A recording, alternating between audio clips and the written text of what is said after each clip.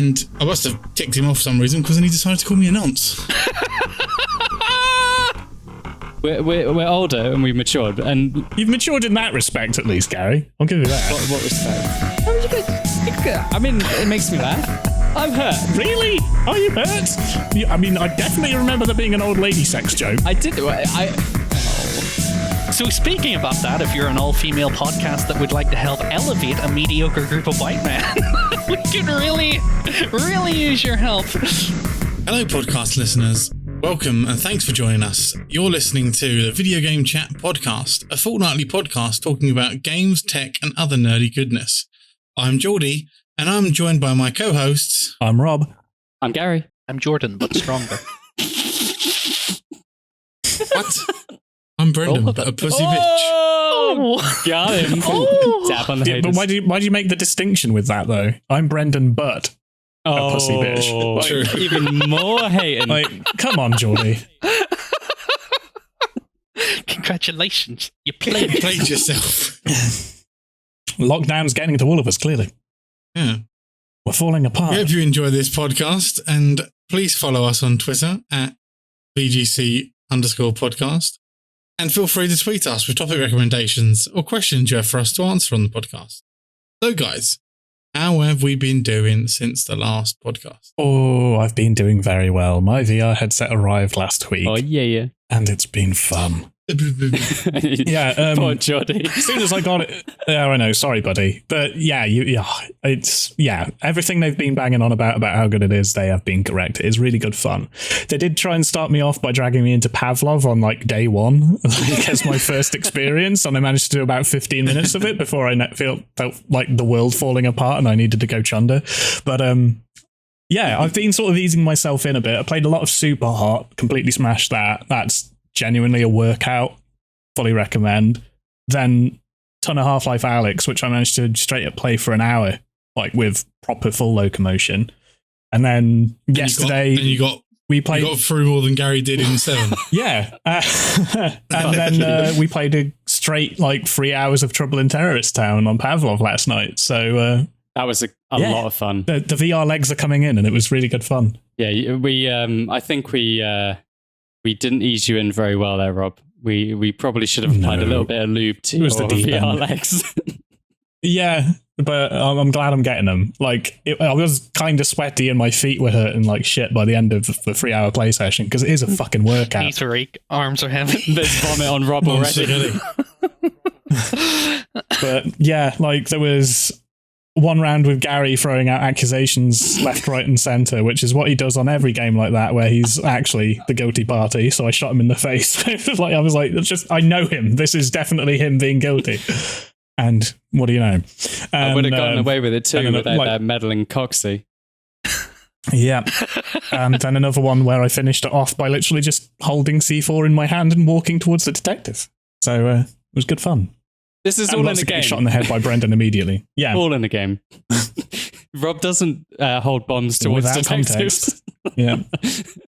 How about the rest of you guys? What else have you guys been up to other than more VR escapades? Well, some more VR escapades for starters. Sorry, Jody. So you can jot that down. Finally, Hold on, let me type that up. finally managed to finish Half-Life Alyx after the guys ridiculed me for taking my time. It's very good. It's very, very good. And I can't wait for Rob to finish it. I can't wait for Geordie to play it. So that's been a lot of fun. Otherwise... Yeah, I already do see what they were talking about by saying you are going to be spoiled with Alyx. Everything works very nicely. The fact that, like, if you press your hands against stuff, your controllers vibrate slightly, like, you know, just to be there as, like, a little bit of haptic feedback for pretty much everything. Like, everything's interactable and just feels so real. It's a spectacular experience, to be honest, and really has set the bar for me already for what I expect from AAA titles going forward for VR. Well, really just any title now. I feel like I'm going to be a little bit spoiled. So, yeah, looking forward to whether I can get my head around not everything is going to be that good for quite a while. or whether I'm constantly disappointed now. Thank you, guys. Thank you, Valve. that might be it. I think I would like to go into it thinking if it's a AAA dev, it's got to be on par, or ever so like a fraction worse. I could deal with, but if you're paying 40 quid for a AAA VR title, it's got to be as good as Alex, in my opinion. If you're paying for an indie dev, yeah, whatever. Like the indie devs, I don't mind. You know, they don't have as much money. They don't have as much time or tech to be able to do that. Well, maybe tech, but you know, they just don't have the team or the resource. So, or the experience. Or the experience, I guess. Yeah. Who knows? Maybe some indie devs will be really fucking like they know the VR market way more than any big publishing or developing houses. You never know. But I'm more likely to forgive an indie dev for not being as good as Alex, because Alex had a hell of a lot of money behind it. But yeah, moving on. Aside from that, but it's basically just been VR for me. I haven't really had a lot of time to play too many games over the past week or two. Fair enough. We also have some other news. It's Geordie's birthday. It is Geordie's birthday. Happy birthday, Geordie. Happy birthday. Thank you, boys. 89 years It's been old. 89 years. Yes. Yeah, I've had a pretty good day. I've been playing some Star Wars Fallen Order on stream, which I posted up on the Twitter earlier today, and had a few people come and say hello and watch and give me some birthday love, which was great. And yeah. And where can we find that stream, Geordie? We recorded in the podcast. Yeah, none of the VGC podcasts were there giving the birthday love. As is none of them. Just my loyal followers. My real friends. But no, it's fine. I got a couple of gifts, a couple of donos for some birthday love, which was nice. And Rob and Gary also gave me a little gift, which was lovely of them. They gave me that game that we shall not name on the podcast. You do realise you are going to have to talk about it when you've played it. Or will you just be like... we definitely... I played a game. I enjoyed it. We played a game that I'm not saying what it is out of stubbornness, but... the redacted name. Just to let you know, it was fun. It was very fun. Until we get sponsored. But yeah, they bought me... They bought me Hunt, which was good. You said it. You got a libel. It means I get to play it as well, which is good. And yeah, what did you get me, Brendan? Fuck off. I'm so sorry. Well, do you know what he will give you? Didn't mean to start this section just to shame you. Jordy, I feel like that's where it ended up. Brendan's presence is more than enough. He'll make you laugh today, I'm sure. Turns out the real birthday present was the friends we made along the way. Brendan gave me the best birthday present of all, which was his old graphics card. His old what? Oh yeah, fuck yeah, I should have banked that one. Oh yes, of course. Yeah, I forgot about that. That counts, which is a lot better than some crappy game that we don't talk about. I see how it is. I mean, if only I had about 3,000 graphics cards to just give away. Yeah. I should stress to our loyal following of maybe 9 people that I will always be the stalwart guard against Hunt Showdown becoming the primary topic of this podcast, no matter how many of us play it. Brendan has threatened to quit. He has threatened to quit the podcast if we ever really mention it again. So it's fair enough that we mention it today, but that's all we will say for now until we get a lovely sponsorship. Until either Brendan's hooked on it and feels the need to talk about it, or Jordan wants to share his opinions when he's actually played it. But me and Gary are forbidden. It is verboten for me and Gary to ever bring it up again. And that's all the time we're putting into that today. Exactly. Yeah. Moving on. In other birthday related news, I have pre-ordered my VR headset. Yes. So it is not on its way, but it has been ordered and reserved. Yeah, or not even reserved. They didn't have stock of it. Oh, so it's back ordered. But yeah, they might not ever have it, but I paid for it. I've paid that money for that headset that might not come. So, yay! Now we play the waiting game. Long empty wait of not knowing when it's turning up. Well, but knowing that one day it will. Yeah, let's hope it does very soon. because a lockdown without Geordie playing VR with us is going to be very sad.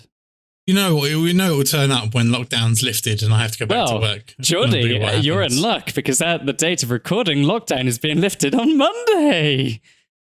Wait, what?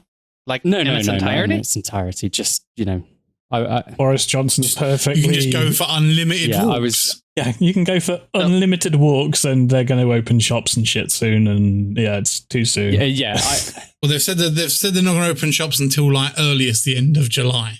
They're going to open schools on June 1st. Schools and shops on June 1st, they said.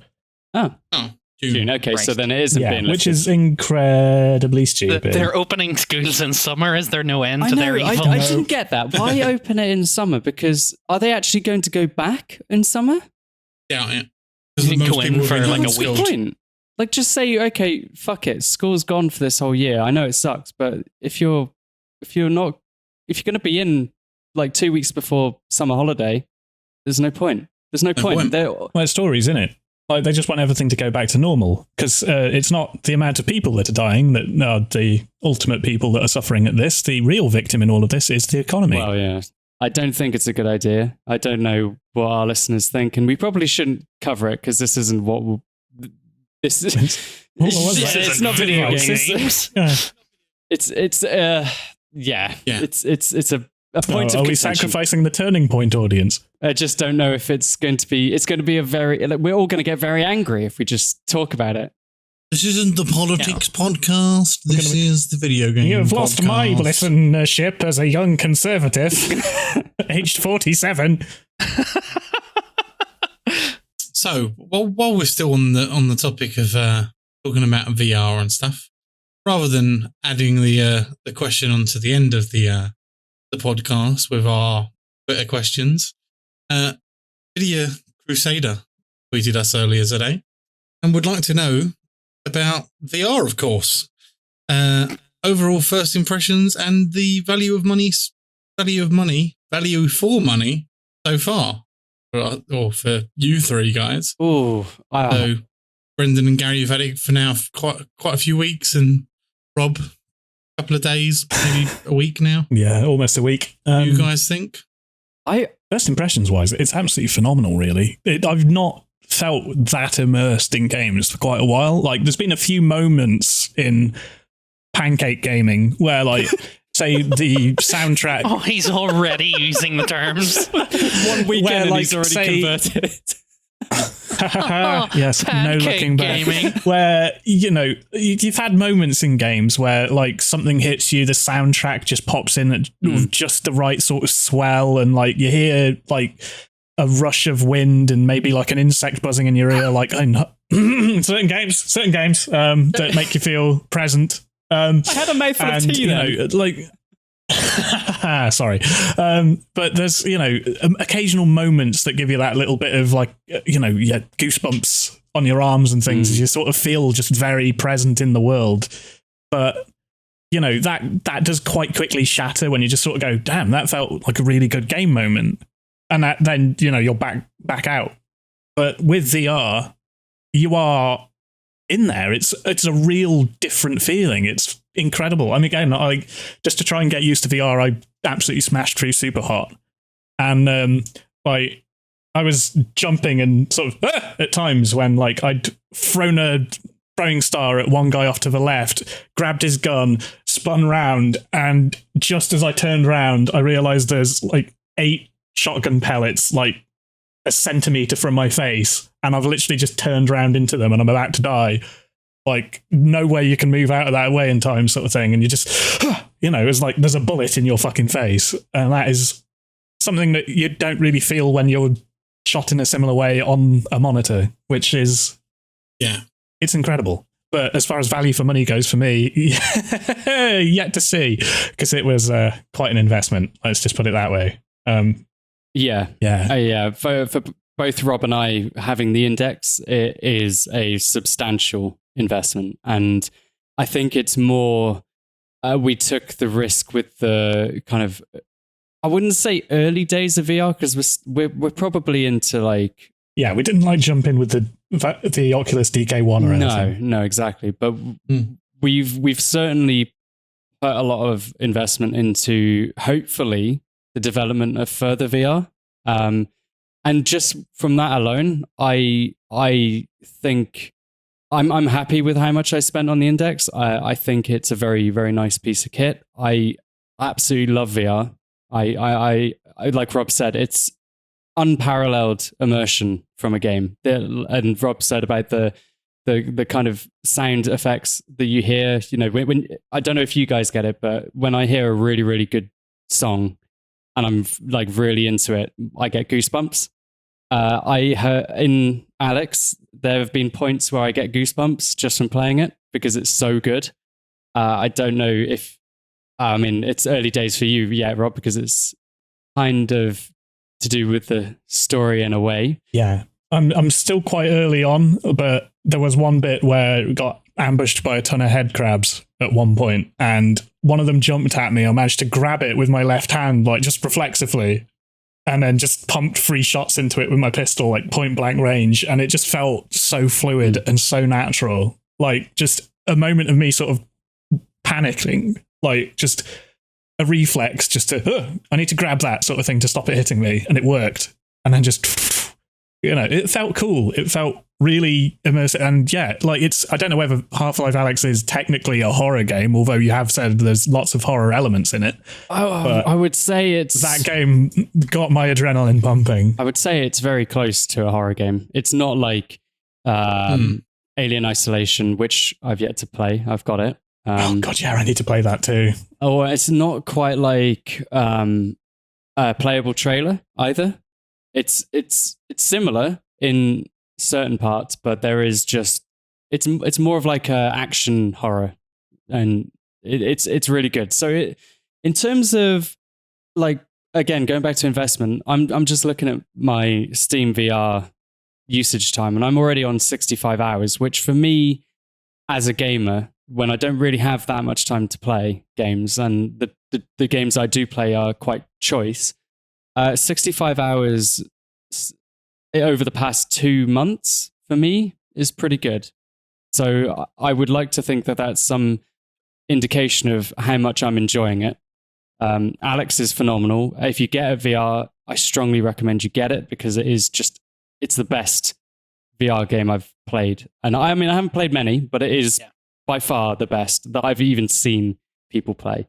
And Pavlov has like so much replayability. And Rob, you and Brendan, both of you got Onward as well, right? Yep. Yes, just picked that up last night. So I'm looking forward to playing that. I might, don't know when, at some point. But there's lots of choice. Yeah. There's lots of choice. So I'm hoping that the development is going to keep going. From what I've played of it, obviously it's got workshop support as well, like Pavlov, Gary. So there's options for other maps and things, community made while you're waiting for updates. But from what I've seen of it, I know you've played Insurgency Sandstorm back when we were in the flat together when I got that. It works in that sort of way, you know, in terms of like you can pick your loadout, you've got a point system, you know, you can pick other weapons, but they'll cost you more, so you can get less attachments, that sort of thing. And then the, you know, sort of more hardcore shooter style, it's going to be a couple of shots to the chest to kill somebody, as opposed to Pavlov, where it's like you want to try and get the headshots or just empty a magazine. Yeah. So headshot going to be a bit of a different flavor, but still similar feel in a way. Okay, cool. Because you could definitely headshot someone in Pavlov with a shotgun and they'll probably still survive. Because I think that happened to me the other day. Off. Yeah, helmet pops off. What about you, Brendan? Like I think VR's it's very good. But you have to experience it, I think, is the main thing. So that yeah, definitely. It's not something you can fully understand unless you've actually tried it, because it sort of surpasses initial assumptions, at least in my part. But I think I got the Rift S, and it was about, I think it was 300 quid, just flat price. And on Steam VR at the moment, I have 221 hours played already. So even if we use our pretty stern judgment of, you know, a game you ideally want an hour for every pound spent on it, that's already nearly fulfilled that, and I only got that back in March. Nice. That's pretty good. Yeah. That's very good, in fact. I feel like we could probably get a good VR episode and we can do like a proper rundown, like definitely do like a first impressions, value for money, and also probably a few of the VR titles as well. Yeah. when we've all had our headsets. We've all had our own experiences. Yeah, we've got you and Rob and Gary on the side of the Index. Me and Brendan on the Rift. Sort of, you've got the budget. Not really budget. Still 400 quid, 300, 400 quid. But yeah, it's that sort of escape to the country level budget. We've got a budget of £2 million. Yeah, it's the in air quotations cheaper headset compared to the more premium, more expensive headset. I think you'll find it's actually labelled cost effective and prosumer. Prosumer. God damn. But yeah, we will definitely do a full VR episode hopefully soon when I get my headset. Please, overclockers, send me a... I think with when it comes to the VR episode as well, we'll, depending on how long it takes for Geordie's headset to arrive, we may have a few more VR games to play, and we'll be able to see what is emerging in the market. Currently, there's not a lot because it is a relatively, well, I say relatively, it's quite an old thing, but in modern, like, AAA titles, not many have been made. So hopefully, with the release of Alex and with things like The Walking Dead, with titles like that behind it, hopefully more companies jump onto it and see that it is a valid platform and not just a fad. I think that's the... Jody, go on. You know, I'd like to come out of this as well. I know that Valve's only just released Alex for VR, but I'd absolutely love to see a Portal game using VR. Well, we've been chatting about this.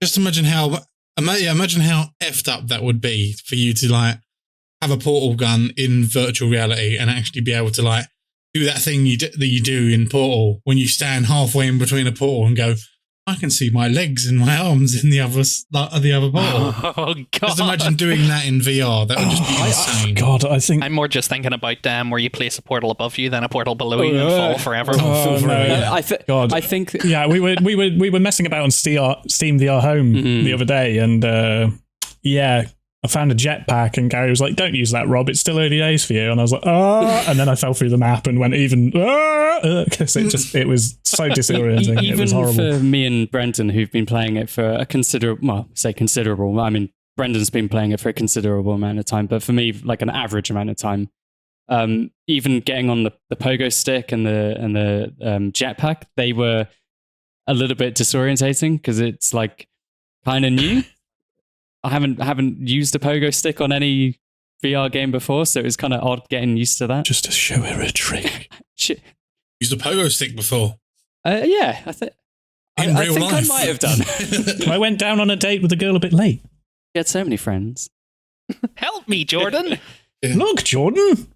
But yeah, hopefully. How many times I used that reference in playing Jedi or Fallen Order earlier today? But look, Gordon, ropes. And everyone was like, what? How are you finding it, by the way? Really good. Yeah, I do really like it. I've just got through like the very first like puzzle area. Mm-hmm. Yeah, I'm really enjoying it. Yeah, they've actually added a new game plus mode as well now, so you can continue with all the customization and stuff you've unlocked from your previous playthrough when you're done, which is nice because, not a lot of it's sort of locked till quite later on, so it feels a bit, okay, now I've got this sort of thing. And you've got I've noticed there's quite a lot of things. I've noticed there's quite a lot of things where I'm going, all right, I can't do that yet. I'm going to have to come back later. Yeah, there is a lot of. Well, there's a bit of that on a couple of the planets, but other than that, most of them are very. Once you've been here, you don't really need to come back, sort of deal. Anyway, so are we ready to move on to today's main topic? Yes. Yeah. Cool. So we are going to be talking about eSports and professional gamers, in air quotes. Ooh. So guys, how many of you guys are into eSports or have seen eSports before or are interested in it? I'm going to bring back the tumbleweed sound. Probably. Crickets. Yeah. not remotely interested in it. I find it. I find a lot of people seem to question watching anybody play Let's Plays or anything on YouTube to begin with. I know my dad would be like, "Why the hell would?" I mean, when my dad found out that I have a YouTube channel where I play video games for people to watch, he questioned that with, "Who the hell would watch that?" And I was like, "Thank you, Dad, very supportive." But if you actually went up to my dad while he was sat down watching football and went, "Can we switch over? I want to watch the CS:GO competitive eSports league on channel," he'd write me out of his will, I think. Oh dear! Wow. And quite frankly, I share the same enthusiasm. I just don't find the appeal. I'm not going to lie. I've done a little bit of research into it, but nowhere. Like, I'm not an avid fan. I understand the appeal, but I don't really watch sport anyway. So to me, it's a similar kind of premise. Like, it's a sporting event, and I'm not really into sport. It basically is. It's basically a sporting event that people who enjoy sports don't class as a sporting event.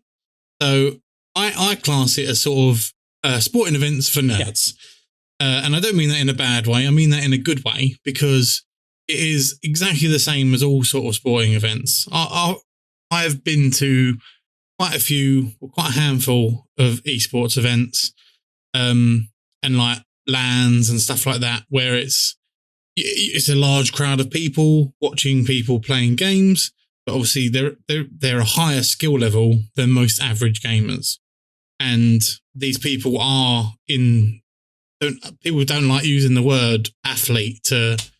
That's why I said professional gamer. I wouldn't use the term athlete. Athletic. No, they're not athletic. It's just they have a higher skill level than certain Rob, people. Just on this, would you say that a marksman is not an athlete? Would you say that an archer is not an athlete? Would you? Yeah, but there's a difference between actual archery and actually shooting people and then clicking a mouse and keyboard. Yeah, like there is a much, much higher difference, Gary. Like, again, they're not, sport shooting, I don't think that would classify as athletic, but that would classify as, a talent. Being good at the video games is, it's not an athletic achievement. It is a skill, but it is not athleticism. Yes, pretty much that. Like, it's entirely fair to describe it as a sport, because fundamentally, like, Bridge, the card game, is a sport. Yeah. Like, it falls within all the rules of sport, but comparing someone who is very good at moving their right hand particularly quickly to click a button on a screen is not quite what I would ever consider to fall under the athleticism at all.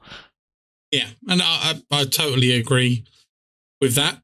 But obviously, esports, especially now during lockdown, has become quite a large thing, and people are watching it more, and even some sports fans are moving over to watching stuff like FIFA tournaments and stuff online, where they can't get their sort of live sport fix at the moment because of lockdown regulation.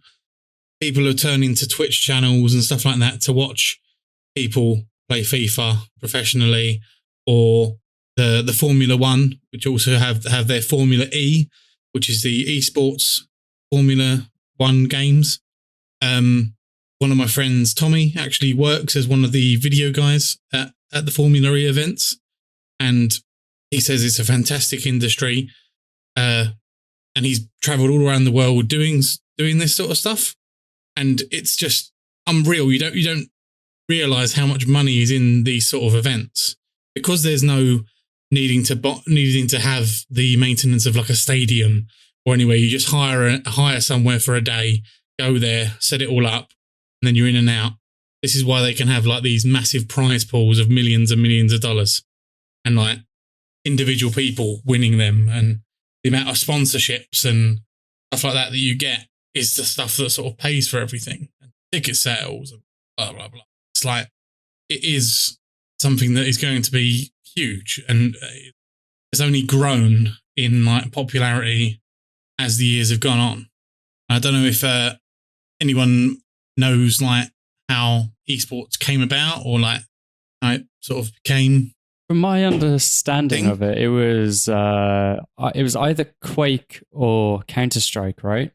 Yes, basically there was the guy who made Quake. I can't remember his name. I think I've got it written down somewhere. Nope, I haven't. But it was the guy who made Quake. Don Carmack?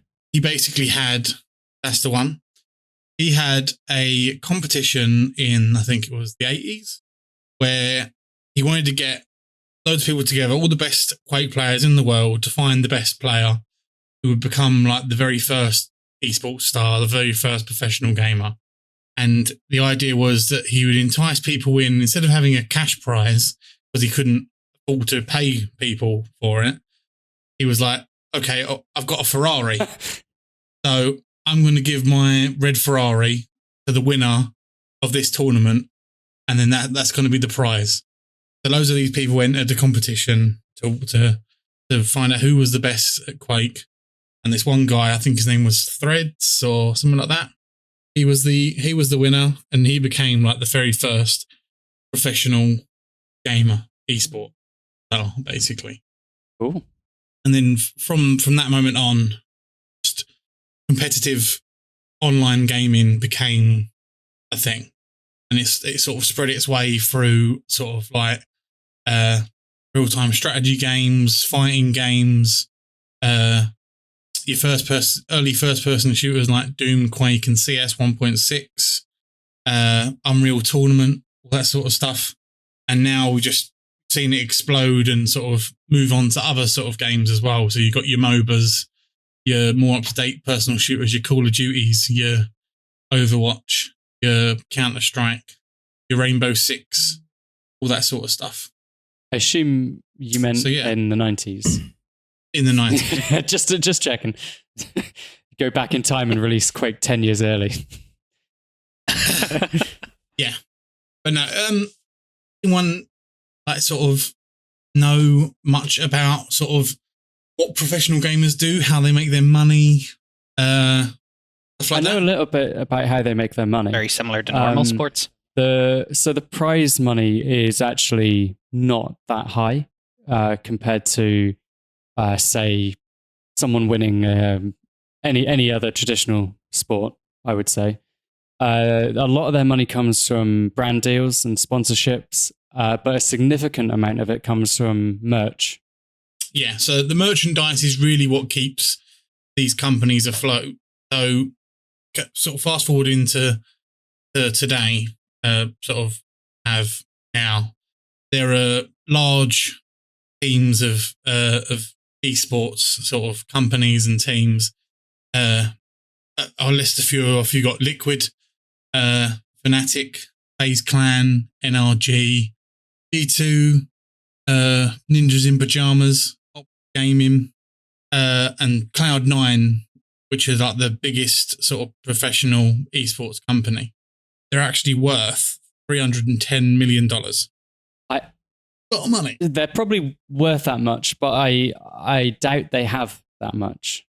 Like they probably don't earn a hell of a lot of money every year. They probably earn enough, like quite a big amount, but probably not like crazy amounts of money, right? Well, Cloud9 have the most teams in the most different sort of genres of esports. So you've got like League of Legends, Counter-Strike, and even like individual players in like the Fortnite sort of esports leagues and stuff like that as well. So the idea is that these companies all have different people signed under their name and different sponsorships coming through into them, and they can afford to put these people on basic sort of salaries to play games for a living, to then enter these tournaments and win these massive prize pools. I wouldn't be surprised if they did still make a good amount of money, because most of the merchandise and stuff like that will go directly to their company as their brand. Yeah, that makes sense. Because the amount of Cloud9 jerseys there are for every single different type of game that there is, they probably make a lot of money. So I've just had a look at their Wikipedia page, and it says earnings are 9.21 million. Now, I can only assume that that's yearly, because 9.21 million is not that much money for how long they've been going. So they've been founded in January 8th, 2013. So to only earn 9.2 million across all of that, I would say is not that much money, generally. It's a lot, don't get me wrong, but as a company, it's not much. No, probably not. But if you think about the amount of earnings that each of their the players that are within their companies earn per person, it can be quite a lot. Yeah, but 9.21 is probably I'm just probably per year. It makes more sense than for their lifetime. In which case, then they'd be earning a lot of money. Is that right? Or yeah, it sounds about right.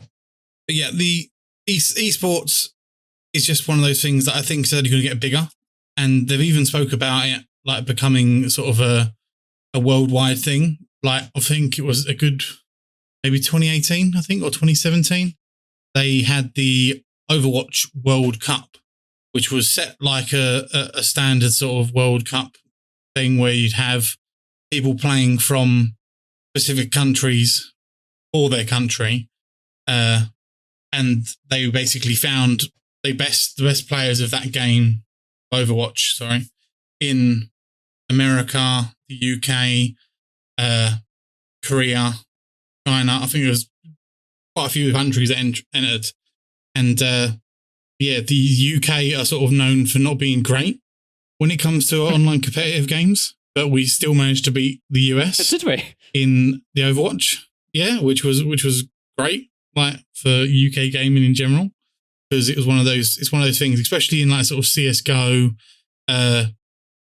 and League of Legends and those sort of esports. You're sort of looking at the Koreans in League of Legends and Overwatch as being sort of the higher up, more skilled characters or the more skilled players in that game, whereas in Counter-Strike you've got the sort of Eastern Europeans who are a lot more skilled and a lot more professional in that sort of rankings. You don't really get many UK or UK based professionals at Counter-Strike.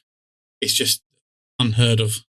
But the whole sort of way they're set up, I've been to a few events myself. I went to Wembley in London and watched the Counter-Strike Face It Major. I think it was the Face It Major in 2018, which was it was so good. One of the best gaming events I've ever been to.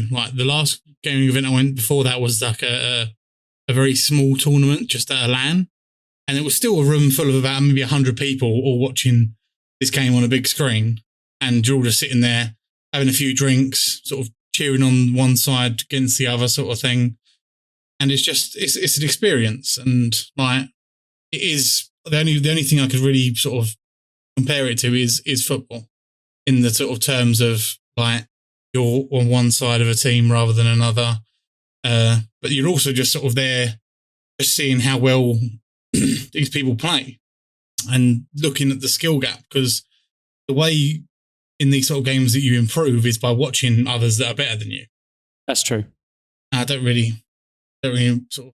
That's how it is in that sort of games. The thing I like about going to that point about watching people who are better than you to learn from them, there is an element of that which I really, really enjoy. If you're wanting to get better at a game quickly, that's the best way to do it. Like Rocket League, for example, or Apex. When Apex was big, I wanted to learn how to use Pathfinder's rope. So I looked up online how to do it, and there was so many people who are significantly better at it than me, and for most people, just teaching you how to do it. And even just that small step is quite enjoyable to watch. Exactly, yeah. It's the same reason why people watch YouTube videos. It's to learn, to become better. And there's also the sort of the competitive side of things as well. Like if you go to an event and you watch a team, it gives you sort of the feeling of like, oh, this is the team that I saw win at this place. These are the team that I'm going to follow. And another thing with sort of esports stars is that they're always sort of jumping in between different teams. So you'll see that one year, a certain esports star will be on one team, and then they get poached by another team. Right? There's a lot of chopping and changing in rosters, who plays for who, and like what team goes through, and there are a lot of sort of not as popular teams that sort of try and enter competitions to try and see if they can get the sponsorships and get bigger. And I'm pretty sure the Faceit or the ESL Counter-Strike leagues will have like a pros bracket and then like a challengers bracket. So they will never have the two sort of face against each other, but you'll knock out half of each and then play the other halves against each other. It just makes it so that not as many professionals can sort of, or people who aren't as professional as like the top players in the world can still get into these events and still play and compete. So when we get in our... it is a competition. When we get in our video game chat jerseys and making our own team. As long as they're varsity jackets, I'm happy. Varsity? Not American, Rob. I know, we need polo now. Nice. Aesthetic. Yeah, it's one of those things that these teams aren't like something that you can just set up. They cost a lot of money just to set up. You're looking at, I think Blizzard said that if you would wanted to start a Overwatch team, that you'd need to they basically franchise it out, because it's not the people that decide, right, this is the team, I'm going to set up this team, we're going to play this game. It's the game that decides. They have all the control. So it's not like when you play football or like normal sports, you have unions, you have agents, you have professional people who are all set up to do these things. But with like Dota 2, League of Legends, Overwatch, all those games, they are the ones who have control. The people who own those games can decide whether your team plays or not. It's a whole different thing to like normal sport. I just got to say, how do you guys feel about like how competitive gaming and a focus on developing games for esports has changed gaming like generally? Like there's been a lot more focus on general meta gaming, like the most optimum strategy and like team loadouts in hero-based games like Overwatch for the competitive scene, and that overwhelming need for balance from the developers that's sort of taken away from like a lot of classic games, think like old school Battlefield and things had like a very lopsided team-based loadout and things, you know, that sort of asymmetry. Whereas now there seems to be a lot of focus on a complete balance and lots of straight up there has to be a counter to something, and you know, we have to keep an eye on like general metagaming and strategy. There's got to be a winning strategy sort of thing, as opposed to letting people have free reign and being a bit more creative. It seems a lot more structured around competitive scenes than it used to be. Like, yeah, I'd say that sort of, it makes sense. Like if you think about how the gaming industry and the culture around gaming has developed over the past few years, and the explosion in popularity of things like YouTube Let's Players and Twitch streaming as well, a lot of sort of extra money that comes in after you sell the game is how much it ends up on things like that, and how many people are looking at it and wanting to replay it and invest in it still. And like one of the things when I was looking into this, when Jordan has suggested as a topic, was Business Insider had reported between 2017 there was $490 million invested into esports. This is through sponsorship deals and things like that. And in 2018 there was 4.5 billion invested in it. That's how quickly that market grew. And I think it's almost inevitable that big games developers and publishers are going to be looking at that and thinking, we could make that money if we make a competitive shooter, get a load of content sharers and content creators to promote it. We could basically manufacture it into an esport and make a fortune. It makes sense from a business point of view.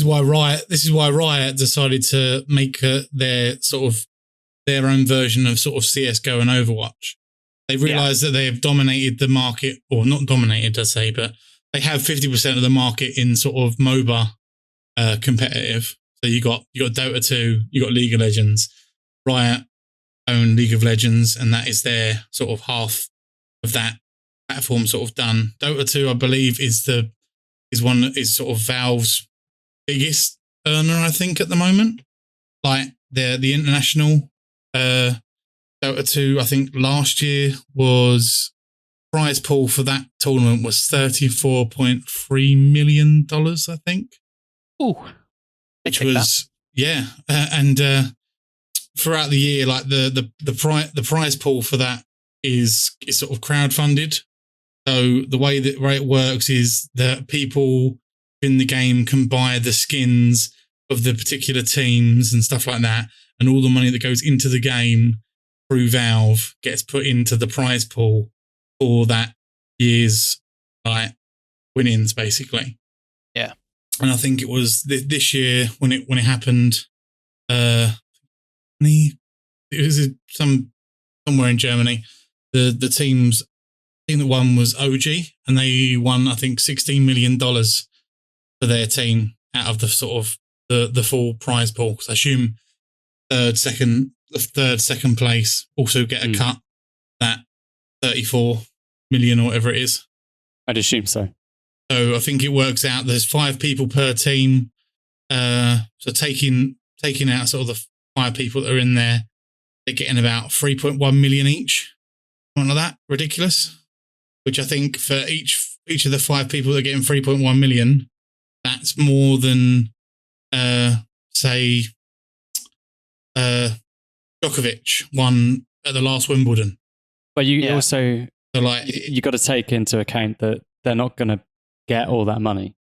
Oh yeah, obviously some of it will go out for like sponsorships and stuff like that, and they're probably being paid that as like a salary rather than they're going to be paid a salary, and their agents will take all the money, and the agents will then look to expand the company.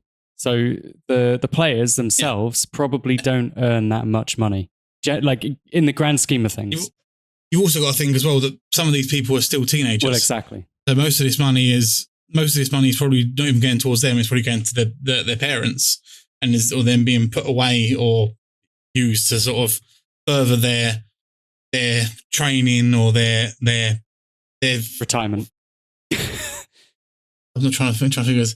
Future proofing. Yeah, so sort of their future of being a professional gamer, because that's what it is. Once you get someone who has that amount of money, like saved up, basically the way I think about it is the Fortnite World Cup.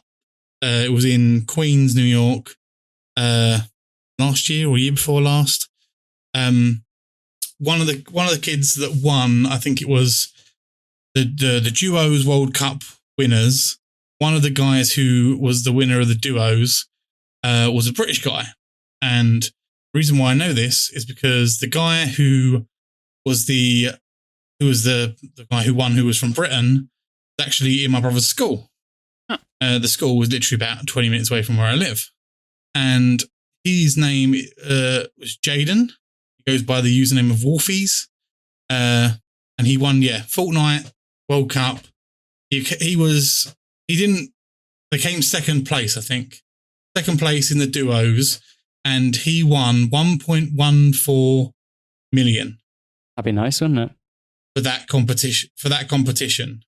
And that was a prize, that was the prize pool. So, and he entered that as he had no agent, no sponsorship or anything like that. That money went straight to him. Nothing else that came out of that money. So that money is his. He's 16. Oh, so he is... Jesus. He is... Where is he on my list? He is the 74th highest earner in eSports at age of 16. Oh. There's an element of this that interests me in particular, just with regards to like as far as I can understand it as an outsider, is that whilst esports is obviously broken up into teams of 5 and things like that for sort of small matches, there's a whole sort of personality thing about it as well, because a lot of these people are streamers in their own right, and they get a lot of their sort of profile from that. So you get people like this 16-year-old who shoots to the top of his game and is obviously performing very well and winning a few competitions and stuff like that. What is the lifespan of a career in esports? Like, is it too early to tell that, or has there been people who, you know, for 2 years are dominating every single competition for a certain game and then just kind of lost it to whoever's now got the quicker reflexes? I'm very much hoping there's some like shoutcast equivalent for somebody coming down with RSI the same way like a knee injury in American football. Yeah, there's like interviewers of other like streamers and stuff where they're like, you know, he had a long career and I've got a lot of respect for him coming up, and I wish him all the best for the future in his retirement. Camera whip pans over to Teabagger 69 as his wrist gives out midway through fucking Overwatch. No. Fans holding candlelit vigils because they've heard that bloody, I don't know, Sniper Wolf, is that his name? Yeah. Has like a paper cut in his finger. Oh, that's really going to sabotage his mouse clicks. I don't know if this is like diverting the topic too much, or if you had actually intended to do this later, Jordy, but going back to not seeing esports as such of a athlete's sport, do you think that VR esports are going to come in? And if so, would you then classify VR as, esports as athletes because they're technically moving? This is a thing. Like, I could definitely see it being a thing in the future. Like VR gaming being sort of sent to the terms of like where you're having these sort of small team-based shooters where you're all in these individual booths on like the mono treadmills where you're walking around. Oh, definitely. With like your controllers in sort of the gun sort of stance and sort of doing first-person shooters and stuff like that. Definitely, yeah. I could see that being 100% a thing. But that's future tech. That is something that we will be probably...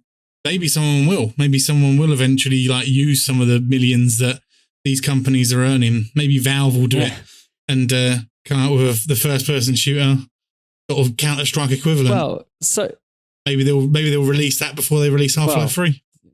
Suitably enough, actually, I do feel like when it comes to my own interest in esports, I've got none. Like, I just don't care. I don't really follow it, and like it doesn't seem like that much of a pervasive culture. Like, it's somewhat contained, so it doesn't spill over too much, as far as I'm aware. But like, I've lost my fucking train of thought on this. Fuck. It was going to happen at some point. What were you trying to say? What topic were we just discussing? Esports. VR esports. That's it. I like part of the element of why I just don't find it interesting is obviously I prefer playing the game and watching it. You've got these commentators fucking going nuts, and all I'm watching is this guy just like move his mouse slightly and click. Yeah. And I feel like at least South Park if I'm giving them any GIF. sort of credit, I could imagine like a VR booth setup where you're actually watching these guys do like ridiculous poses and swing their arms about would be somewhat more engaging and maybe somewhat more deserving of a bit of a reaction. But like a lot of it is just, I feel like I'm just watching someone do a let's play effectively. And at no point in playing a let's play and I'm sitting there screaming at the computer like, yeah! Yeah. The thing with esports that I enjoy is just the fact of you are watching someone who is a more skilled player than yourself. Is the fact that they have the casters and the commentators sort of overdubbing their movements and stuff like that. And when you're watching this live, you've got 10 guys on a stage, all in individual booths, or they're talking to each other through sort of in headsets in like glass boxes, so they can't hear the crowd, they can't hear the commentators or anything. But when you get that sort of a feeling of one team's like they're on their last legs, they've got one person left, there's 4 people on the other team, like he's going for like a sneaky defuse sort of thing. The whole sort of crowd sort of they're in the sort of the mindset of, oh, well, this guy's gonna fucking like, he's either gonna do it or he's gonna fail miserably. And you've got the commentators just sort of agging that on, being a bit more over the top, and you sort of just get lost in it, and you you enjoy it a lot more from being in a sort of a group mentality. It is just a spectator. Yeah. I don't know. I'm still completely on the side of the fence where I find it really, really sad. But Rob, like, I think what, like, you don't watch football, for example. And Brenton, nah, I don't. I'm of the side of things where I would rather be participating in something than watching it. Same. I'd rather play a video game than watch a team play a video game. Somebody else play it. Yeah. However, I feel like people who find watching sporting events interesting and they really love it, I could see the appeal for someone who wants to watch an esports event. Like the odd esports event that I've seen, which is usually just clips of the main thing. I'm like, oh, let's just have a look at this weird like clip on YouTube that shows some guy beating the world record or something of Counter-Strike or League of Legends or something. But you just see how quickly their hands are moving all over the keys. So you're like, I could barely press space, let alone like fucking press 5 buttons at once. Do you know what I mean? It's not even that sometimes. Like when you're there at an arena and watching people, you can't see what they're doing. You can't see if they're tapping away on their keyboard, if they're moving their mouse. You just see like a face cam of them on the screen and then the gameplay. Like, but you can tell from the way they're playing the game and from what's on the screen, you know how that game works and how it runs. You know what they're doing on their keyboard to be able to relay that to a screen. And it's just, I don't know how I'd like put it across in sort of words to describe it, but it's just, I don't know, it is a sport. To me, CSGO is just as entertaining as, say, watching a football match. Also, and I would happily sort of like, and as well, sort of cost effectiveness of watching a CSGO tournament compared to going to a football match. Going to a football match, you spend 20, 30 quid in a ticket to go see a 90-minute game. 30 quid? You spend... Which games are you seeing? You spend in... Millwall. My brothers. Yeah, but I mean, like, generally, tickets cost like 100 quid, don't they? I only ever watched Championship frame of reference. People pay 100 quid for football tickets. I think the season tickets cost like $1,000, don't they? For the top teams. Season tickets is for every match in like. Yeah, but you're not going to go see every single match. You're going to see only the home ones because why would you want to go away? Let's do some research. There's plenty of super fans that do that. My dad loves football, so I have been taken to away matches as well. But it's a lot of money to go see a Premier League football match, and it's also a lot of money if you want to go see a eSports match because they're usually held in big arenas. Yeah, they need to make their money back, and that's where some of the money probably goes to the winnings, or maybe that's just sponsorship. It might just be sponsorship money, to be honest. I've got another question for you, lads. Following on from my earlier, do you guys feel like it's competitive gaming and that focus on esports has changed games for the worse generally due to designing for esports? How do you guys think that esports and competitive gaming has changed the actual gaming scene toxicity wise? I think it's made it a lot more toxic. Do you think it's made it worse? Yeah, yes, lot more because everybody, you've got people on your team who are just wanting to have fun, and then there's people whose idea of fun is playing incredibly professionally. And if you're not going to, play to their standards and their little tactics and things, rage. And Gary, you are also a victim to toxicity at times, Rocket League, and we're having a particularly bad day. As are you, Rob, as are you. Yes, everyone. I am as well. I do it in a very sort of quiet, stewing of way. You don't. You get... you're just as bad as me. We're both equally salty, but we're not usually salty at the same time. One of us. Oh no! We aren't ever. It's only ever one of us at a time. But only one of us. While we're a goal down, will be typing shit posts. Yeah, and fair. Concede us another goal. Fair. I do shit. But do you feel like without competitive gaming, Rocket League would be a little more pleasant? I think Rocket League wouldn't exist without competitive gaming. Exactly. That's a very fair point. But if the general community on the whole wasn't influenced by the competitive side of it, if it literally was just for fun without the whole... I believe if there's any game that has a winner and a loser and is team-based and has a form of communication, whether it's voice or text chat, you will always have one person who will always type at the end of a game, GG, easy. And that will then cause quite the toxicity. Out of the lot of us, it's always Gary. To be fair, before CS:GO got rid of the halftime text, basically in CS:GO, I believe, good few years ago, during the halftime period where you switch sides from counter-terrorist to terrorist on CS:GO, you used to be able to hear your enemy team's voice chat. Yeah.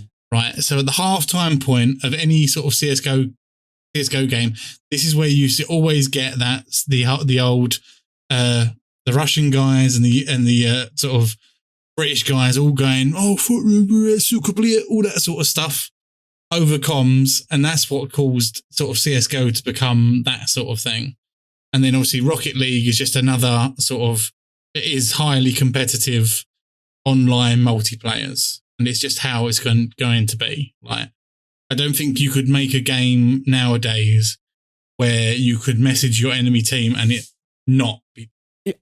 Would I be right in saying, like, from the brief time that I was playing Overwatch with yourself, Jordan, wasn't there a whole thing where they, like, literally had a word filter put in? Yes. Because, like, GG Easy would piss people off so much, they had to basically word filter it out. If you type in GG Easy into Overwatch, it comes up with a sentence saying, I hope you had a really good day today. Or, thanks guys, that was a swell game, and stuff like that. And it's so good. I love that. But the thing is though, you know that's them saying GG Easy. So even if you see those sentences that are like on purposely made to like be that, they know what you're saying, and it just triggers them just as much. It's like typing fuck on the internet and replacing the U with an asterisk. Or it's like saying the F word, and you're like, well, now I know what you're saying. You effing F. What does that mean? I think you're right, Jordy. Any competitive game with the ability to message the other opponents, you will always have toxicity. Like, I remember playing Counter-Strike Source, and the amount of fucking toxic assholes on that game when I was basically a teenager, it was just horrific. I've never heard so many racial slurs. Honestly, like that's the bad thing about gaming. It really brings the competitive gaming. It brings a lot of bad out of people. It's like going to a football match when you see people shouting at like the referee or like an own goal or whatever, or someone scored. Yeah. Oh, mate, I can't believe it sometimes. When I've seen my brother play football before, we sit in the family seats, all right? So the family seats, slightly cheaper. There's normally always kids there, yeah? So when I'm sitting there and I'm watching my brother play football, I'm hearing F's and C's and all the other stuff, and it's all coming from like 8-year-old kids with their dads. And I'm like, what is going on? What is going on here? And the mums aren't doing nothing. The mums are just letting them do it as well. They're running amok all over the place. And I'm just like, seriously, it's like, this is what football is like. And also, another thing with football as well, football is just inherently racist as well. There's so much racism in football. And it is literally the same thing to come with gaming as well. There's going to be, like, obviously with gaming, you're not going to be able to racially slur someone because you don't know who's on the other end of the computer screen. But you could as easily do anyway. They do anyway. Yeah. And it must just be it's just a competitive thing. Like, it's a heated gaming moment. I know this is a very NI specific thing, but something I'd be intrigued to see in like the proliferation of esports and obviously competitive gaming, if it becomes a sort of system where there is, regional style competitions, will people from Northern Ireland and Scotland find a way to port the Rangers versus Celtic sectarian face-off into gaming? Will there be an equivalent of that where they basically channel the whole Irish conflict into, two guys playing CS? I wouldn't be surprised. I would not be surprised. I think I don't really want to mention the game, but to bring it back to the game that shall not be named, there is the option to chat, but no one does. It's a competitive game, but you get the odd dickhead who decides to go on full mic most of the time because you don't go on full mic because it alerts your presence to everyone and you know exactly where they are because the audio is so good in that game that if you speak, you could basically pinpoint their direction. So it's a disadvantage for you to speak. I think I've killed at least one or two people who've gone, he's just around the corner from me, to his teammate. Yeah, exactly. So I think something like, I would say that the game that I'm referring to is more hardcore than, say, Counter-Strike or Overwatch, but Overwatch also relies heavily upon communication. Oh yeah, so most of the eSports games in sort of question all involve communication, and it is a skill to be able to communicate well with a team and go, right, so this person's flanking behind us, this person is in this position, someone go there, someone do this, someone do that. It is literally all about communication. Like if you ever play Counter-Strike or Overwatch or League of Legends and you're not talking as a team, or you're not using text communication to tell people where, like that's why in League of Legends they have like the ping system, and in Apex they have ping. So the people who don't have microphones can still communicate and have that communication skill with people who do have microphones. Like that. It is literally one of the biggest parts of competitive gaming is being able to communicate. I'm interested to see exactly why the game that I'm referring to does not have as much toxicity. You get the odd toxic player, but it's nowhere near as toxic as the other competitive games I've played. Maybe it's because I feel like it's not as toxic because there's not as much of a need for there to be text chat or voice chat in the game. And the fact that voice chat alerts your enemies is another reason to not use it. Yeah.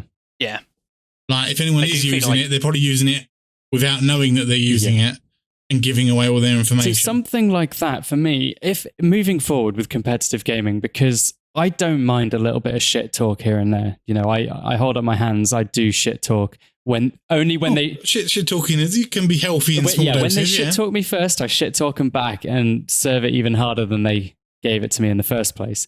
But I don't want to have to put up with shit talk every single match. Not with like every single person is like the most toxic motherfucker you've ever met on the planet, and then they still manage to surprise you. After the person that just dropped the N-word. You're like, how are you even lower than the person? How is this person that just started the match already lower than the person that dropped a racial slur like in the previous match? Like it surprises me so much. Who hurt you? Who hurt you?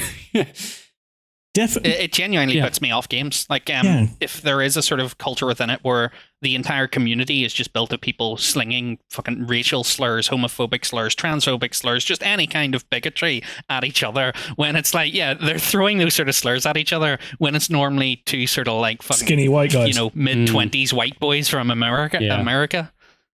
So, it just put me off. Puts me off a game if it is like that. One thing that I've seen as well, like, I've like 10 years ago and stuff while we were at uni, there were people that like I started playing games with who you'd sort of chat and get along with in game, and you'd add them as friends on Steam or whatever, and keep playing with them in that game or other games later on when you found out you had other games in common, and you'd make gaming buddies that way. Like, can any of you honestly say over like the past 3 years you've ever had that sort of experience? Yeah, like Brenton and I guess so. There's a few. Well, but we already knew them. Like, I already knew Brendan outside of gaming. Through Twitter shitposting.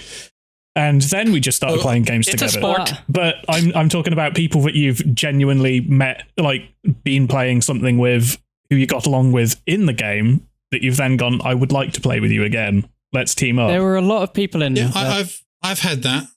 Yeah, I've had a few guys who I've been playing. What was it?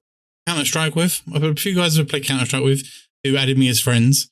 It was basically they were a friend of a friend who had added me after playing a game, and then when the new game Valorant came out, he was like, "Oh, I've got Valorant as well. Do you mind if we like squad up and play a few games?" I was like, "Oh, yeah, cool." I can't remember this guy. I think the guy's called Ryan. I only know him by his in-game name, but he was playing a few games with us, and then he invited me to a party with a few of his mates, and I was like, "Okay, cool. Let's jump into this." And then we were talking over comms because he wasn't on Discord at the time, and he had one of his friends in the game. And one of his friends in the game has gone, "How old are you, mate?" And I've gone, "Oh, I'm 27. Why'd you ask?" And he goes, "Why are you playing with a bunch of 16-year-olds then?" And I was like, "Oh, but I didn't know your age. You guys just sort of added me in game." And then after sort of saying, "Oh, come on, go pick it up," like I might have said something that maybe offended him by saying like, "Oh, can you go and look after this area or watch that door," or something in the particular game we were playing. And I must have ticked him off for some reason because then he decided to call me a nonce. Got him. At which point I went, "Seriously, you're going ahead with this?" And yeah, he just kept calling me it for the whole game because I was playing with a bunch of 16-year-olds. And I was like, "This is just not on. Like, I am not playing this game with someone who was apparently a friend of mine just for me to be sat here and ridiculed." It's such a power move because rather than the whole thing at the moment where, if someone's like fucking under 16 playing a game, they get called a squeaker and they're victimized and basically bullied. Yeah, it was literally a reversal. They just turn around and go, "Well, you're the one playing with me, nonce." Look, he's a pedo. Thing is, though, they weren't even using microphones, so I didn't even like know. You didn't even know they were squeakers. I couldn't even tell whether they were squeakers or not. I feel like maybe I was catfish, boys. You might not want to use that in relation to a story about you. Take a seat right over there, Jordy. Do you think that a lot of the toxicity comes from younger people playing the games because of their naivety? No.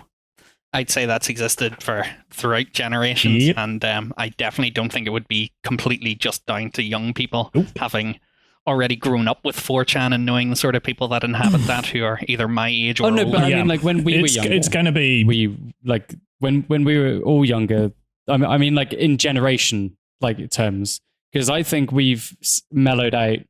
Well, I don't know about Brendan and Jordy, but Rob has somewhat mellowed out from when he was younger, and I think I've mellowed out a little bit more.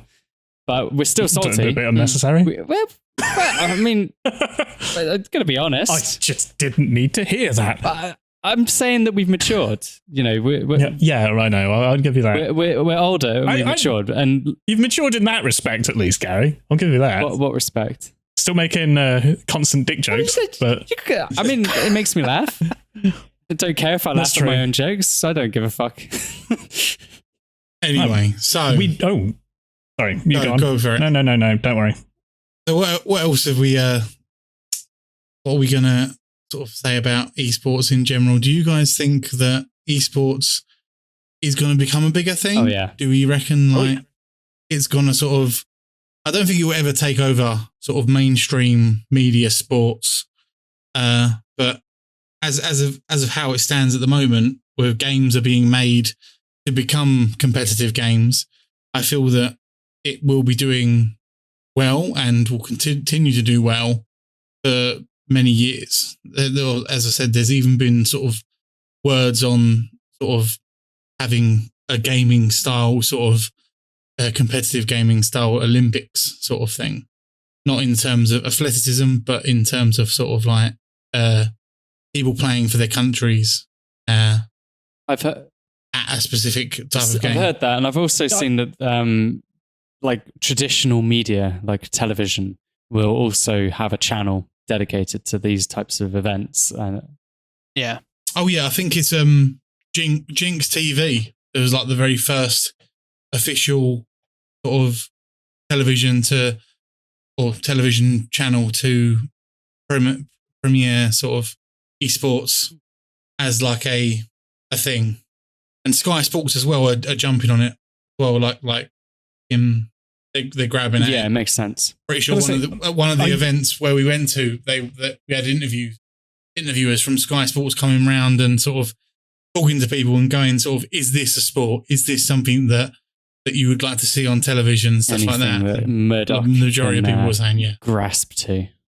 Oh, I got to say, I do think we are going to end up with a lot more games that come out failed already, like Lawbreakers from Cliff Bleszinski, that were in their own internal mind, sort of design-wise, perfectly tailored for the esports scene that just don't tick any of the boxes that anybody wants then when it's released into the wild, and just doesn't take off, despite the fact that the entire game design going into it wasn't for fun or anything like that. It's just, this is going to be an esport. We're making this for esports. This is going to do super well at the esports sort of tournament sort of thing.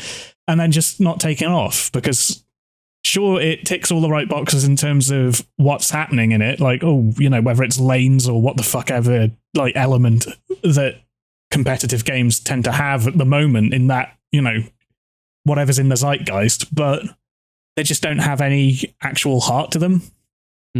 Yeah, so I think there's going to be a lot more of that. That's going to be something that gets sort of clarified in the long run, mostly by the money. Like the one thing that esports, I'd say, is somewhat undermined by in its sustainability is that it's sort of the games of the moment are going to catch new interest. They're going to be the ones that people want to watch on Twitch. They're the ones that are going to bring in the extra sponsorship deals from fresh marketing teams.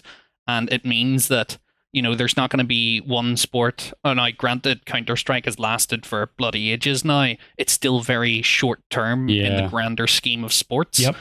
So, I think that's sort of something that I think in the long term is going to ultimately be dictated by bigger publishers. They're the ones who are going to be able to influence the competition groups enough to say, use our game for this. Because there's so many games that come out. One thing we didn't touch on that I just want to quickly butt in and say was, I think Rob mentioned about gamers who are playing these sort of games at the moment, and that I think it was like the lifespan of gamers and how long they sort of will last at being high in the game, and then before they sort of drop out and then become retired and have to find normal jobs and stuff like that.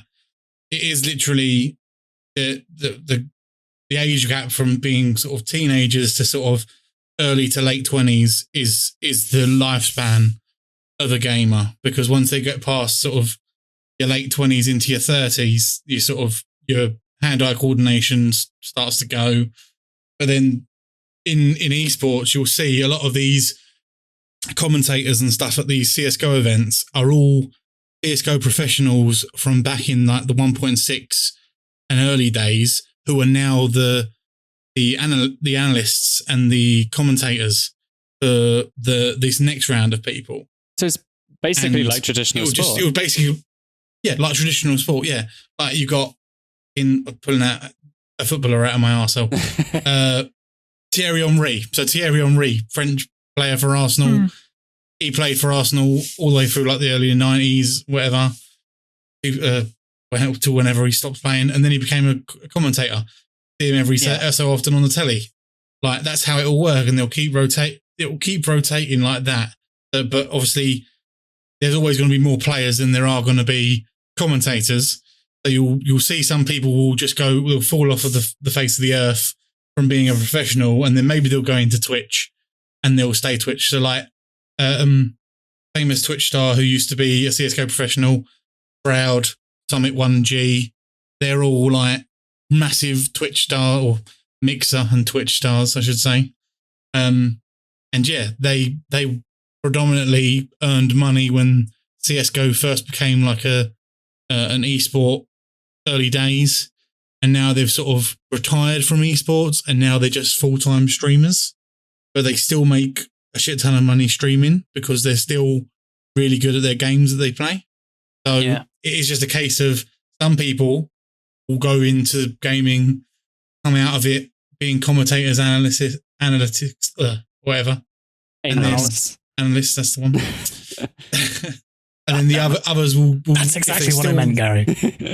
If they still play games good, then they'll go onto Twitch and stuff like that. So it is still gaming in a sort of for a job as a sense, but you go from being like quite a sort of, you could even go from being quite a well-known sort of gamer name. Like, where's Ninja going to be in a few years? Is Ninja going to be a household name anymore that was known by people who played Fortnite? Like, he's already sort of dropping off the map as it is. Like, I've not heard much from him. He took his bullshit Mixer deal and faded into obscurity because nobody wants to use a third platform for watching bullshit. Exactly. Like, you've already got YouTube, you got Twitch. You don't really need to throw a third one. I think Mixer was very... It's like PewDiePie taking a Vimeo deal. Oh, yeah. Vimeo? Jesus. Yeah, he hasn't. I'm just using that as a... Like, let's make the big push for... Rob, no, it's not going to happen. That was so obscure that it sounded true. Oh, no. He's signed an exclusive contract with YouTube. They're rewarding him for all the N-words and the anti-Semitism and causing the adpocalypse that fucked over everybody, including me. So thanks YouTube for... This is somewhat of a divergence, but would I be right in saying that esports, just generally in its current makeup, is a sort of, what's the right term, like co-ed mixed sex sports? Like, you can have women and men on the same team? Yes, you can, yeah. You could That technically. gives it a certain unique tilt to its own sense. Like, if you think about the Olympics, there's, a handful of sports that allow actual mixed sex teams.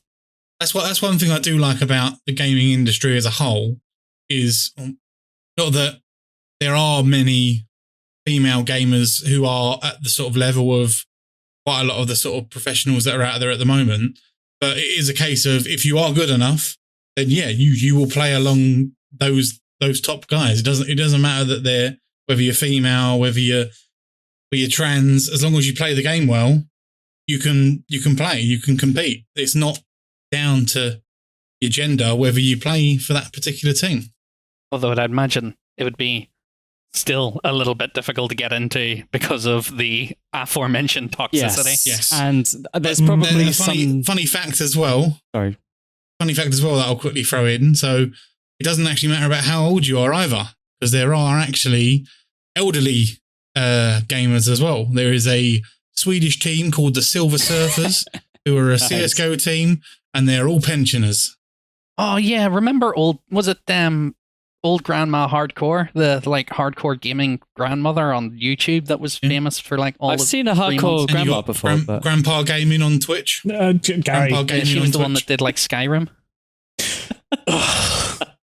That one slept under the radar. Yeah, God. he made it blue. He made it blue. God. I'm sorry. I apologize. This is why Gary's not on any esports teams, because he would be a HR cancelled disaster immediately. And I'm pretty sure I follow on Twitch one of the girls who's in, I think, Intel's team of CSGO. Intel have an all-female CSGO team, I believe, as well. Right. I don't know if they exclusively play only teams of females, but... Well, that's sort of the bit that interests me, because at the moment my understanding is like it can be as mixed as you want. It hasn't yet gone to that position like you get with a lot of professional sports, where a governing body is created from all these various associations running their competitions, and then they decide, no, actually we're now just going to split them by sex. God, with some of the gaming community, I'm sure some of them would probably support it. Unfortunately. That could be a nice big debate down the line that we can all look forward to on the internet. I know there are quite a lot of Fortnite like World Cup entry people who that were female in the Cup. Well, there was and Hearthstone as well. StarCraft 2 was the big one previously, around sort of the same era as all the MOBA stuff really kicking off, and because Scarlet was the one who was winning something like $320,000 in like competitions and stuff like that. Fair play. Huge amount of money. You said that like the lifespan tends to go to like 30. I reckon I'm probably about 80 then, because my hand-eye coordination's fucked.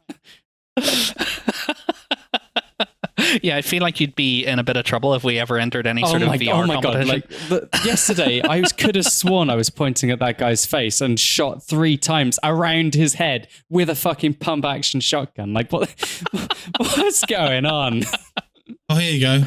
Yeah, I just found it. Scarlett, real name Sasha Hostin, from Canada.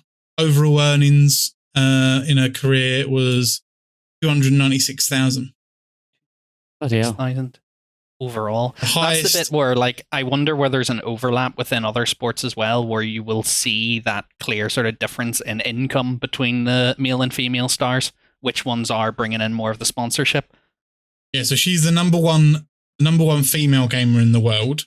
But if you were to rank them with the male gamers as well, then she's only 294. Fuck. Yeah.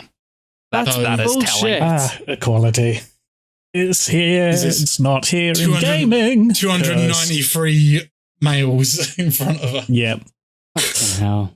I wonder what would there the be an level element of of some of the games being creepy played? What is internet the duding percentage? has to do with that as well, to be honest. What do you reckon the percentages of like professional gamers there are male to female? I would say it's probably more leaning 80-20. Yeah, leaning towards 80-20. I'd probably say more 90-10 maybe. Is this for like professional esports people? Yeah, professional esports. Yeah, I'd imagine maybe that would even be the case. 95-5. Yeah, possibly. Which sucks. Yeah. It does. Like I would like to like there probably is there definitely is like female leagues out there because I know the CS:GO team ones, but there is no reason why you can't have females competing against the male in game. Yeah, I actually just while we're discussing this, I looked up there, and in 2019, the latest stats showed that 30.4% of the esports audience are female. That's audience. You know, if you actually look through the roster of professional players that are getting onto these teams and getting the sponsorship, what proportion of them is female? Because I'd say it's going to not be anywhere near proportionate with that. I was terribly surprised when I went to Wembley to see the CS:GO major in 2018 when me and John, my mate, turned up, and we assumed when we got there it was going to be an absolute sausage fest and just dudes sort of there drinking and getting sort of angry at video games. And then we sort of turn around the corner and there's like a massive queue for the ladies, and I'm like, get on here. Like, it seems that everyone's brought their girlfriends with them, but no, it wasn't. It was what's going on here? It's not football. It's all the lads who put their blood in my beer. It's not like it's like generally there were loads of female, what's the word? Punters, attendees for the games. Attendees. Well, that's the word. That's very much sort of the benefit that comes of esports being a relatively young sport in itself. Exactly, yeah. Is that they get the opportunity to try and shape this out and sort of nurture that environment that's supposed to be mixed sex, but as I said, I don't put much hope out for the level of dickheads that are in the community. Especially with the more games that are coming out as well. Like, so you got Overwatch is quite inclusive to all genders and sort of sexualities as well. So you got a lot more female. I've definitely noticed there's a lot more female gamers on sort of Overwatch and Valorant rather than sort of CS:GO and stuff like that as well. Yeah. I think that games have evolved since the likes of CS:GO and your Call of Duty jocks. Yeah, there's a lot more games which have less white men in it, which is good. And it means that oh God, you still get all the fucking complaints about that though from little white men. Fuck off. Like, just let other people be able to feel like they can play as someone that's vaguely similar to themselves. For once. Just don't play the game. If you don't like it, fuck off. Like, yeah, you don't. I just love the level of rage it raises out of people. Like, I remember when Half-Life Alyx was announced and it was clear that you're playing as Alyx.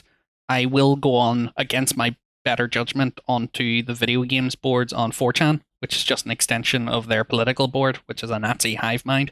But it was people reacting and being like, oh, this is all part of the agenda.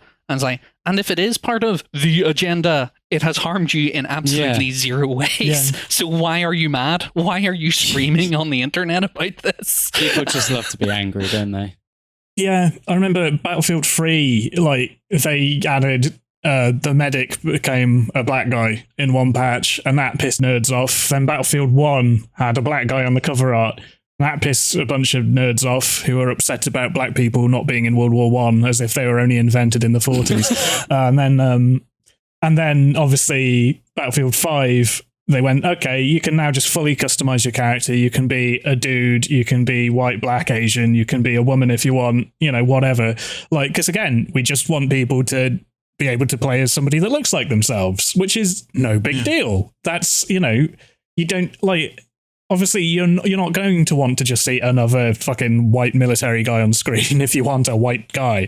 Like, you want somebody that's going to look like you. You're being given more choice. Yeah, if anything, it's like, okay, yeah, it doesn't matter if you don't personally want to. Like, it's just another person that you're going to see running around. Robbie breaks my quite immersion. often at a distance and through sights. Like...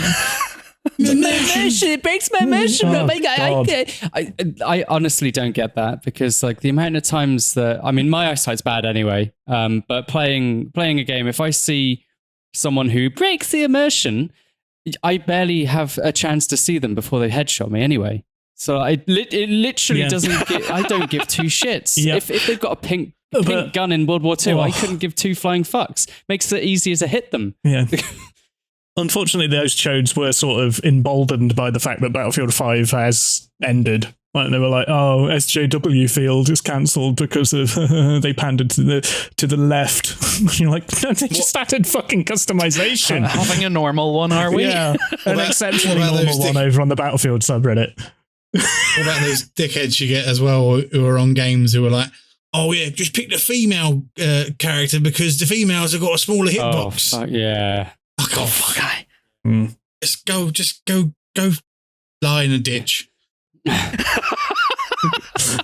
Take yourself into the woods.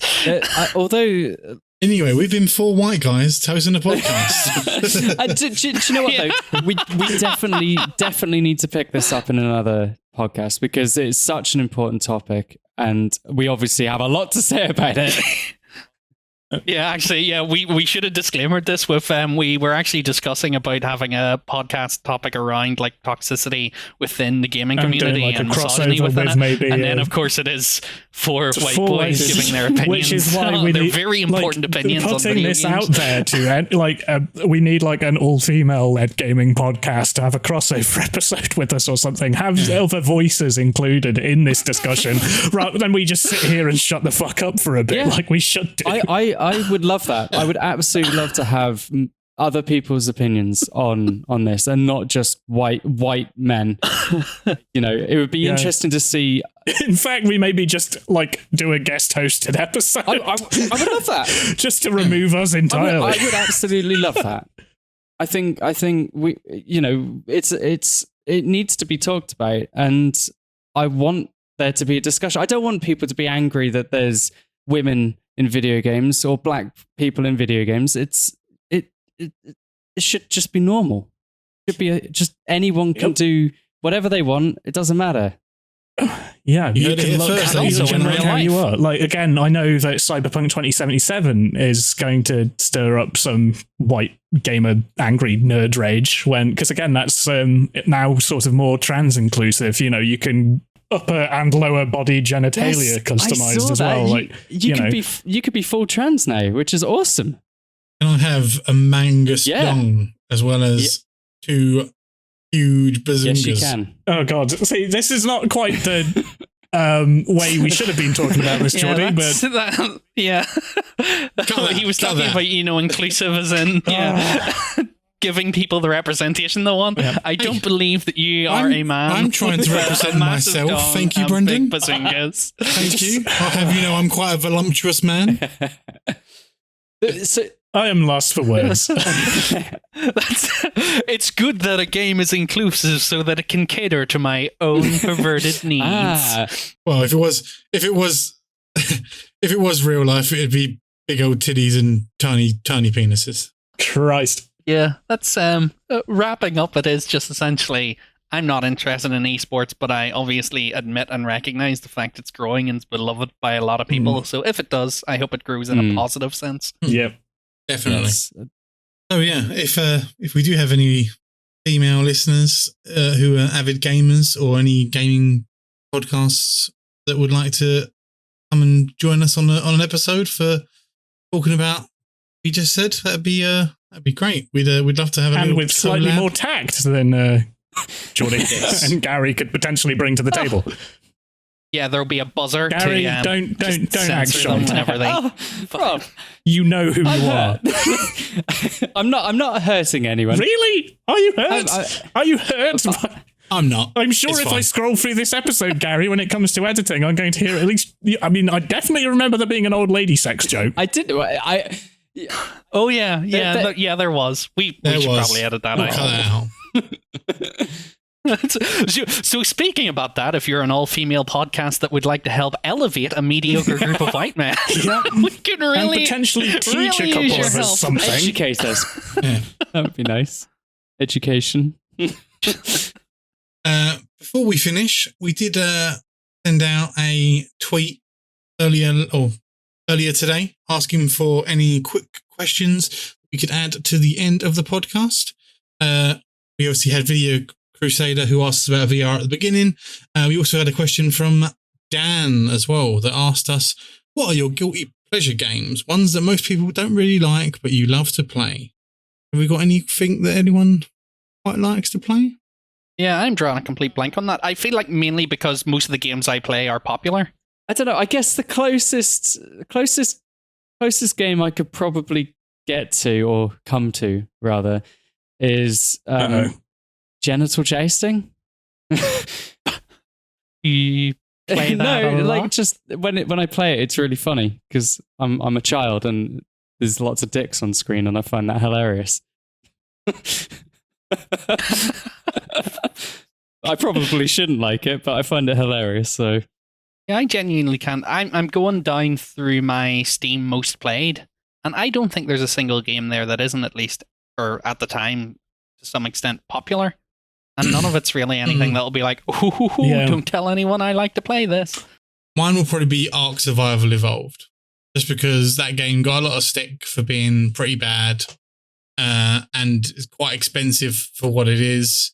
And as an early access game, I put a ton of hours into that, and I still really enjoy it and would like to go back to it sometime. do you feel embarrassed to say that? No, though? actually, I do have one. Actually, I haven't played it in at least a year and a half, 2 years now. Apb Reloaded. Yeah. I really enjoyed that game, but it is a clunky piece of shit trash sort of game that has not developed in the slightest over the time that gamers first took it over. They've now sold it off to somebody else. I didn't even know. But yeah, clunky, wonky, cops and robbers versus each other GTA clone. Really cool customization. Really janky ass game. Oh, if only I And very pay to win. downloaded loot box opener, on Star Island. and then I can get my fix for opening loot boxes. True. Oh yeah, sorry, the Gambling simulator. Yeah. I mean, that would be a proper guilty pleasure. I guess actually recently I've been playing GTA and the casino. I've been in the casino, so I guess that would be a guilty pleasure. Because Gambling. again, it's going into your gambling problem. Well, okay, guys. Well, that was a fun little episode. So where can we find you guys if you want to find out more of your content, Rob? You can find me on YouTube at Rob Coxey. You can find me on YouTube as well, Endash, ENDASH. You can find me streaming on Twitch at twitch.tv/JordyWiz. And Brendan, where can we find you? You can find me by Googling Matthew Broderick car crash Enniskillen. Oh. Okay. Oh dear. Thank you guys for listening. We hope you enjoyed. And we will see you next Tuesday.